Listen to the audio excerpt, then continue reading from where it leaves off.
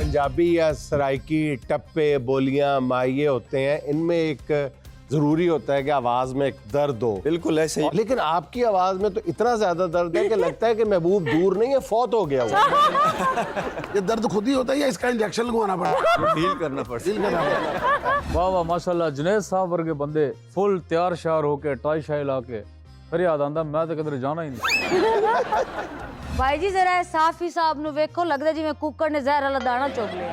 ईदाई सजन तू नहीं आया, नहीं आया, नवा जोड़ा सिवाया मैं नहीं पाया, नवा जोड़ा सिवाया मैं नहीं पाया।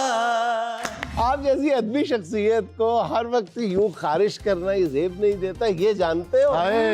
सियासत, सहाफत वगैरह सब जानते हो, मैं सुबह से भूखा बैठा हूँ, ये जानते हो। अच्छा ਇਹੋ ਜਿਹਾ ਬੰਦਾ ਨਾ ਰਾਵੀ ਦੇ ਪੁਲ ਥੱਲੇ ਖਲੋ ਕੇ ਕਹਿ ਰਿਹਾ ਹੁੰਦਾ ਮੈਂ ਦੋ ਕੰਧਾਂ ਕਰਾਣੀਆਂ ਘਰ ਤੇ ਬਣਿਆ ਬਣਾਇਆ ਮੇਰਾ।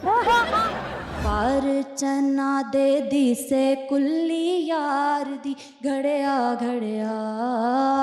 देखिए प्रोग्राम फेसबुक जुनैद के साथ कल रात 11:05 पर सिर्फ JNN।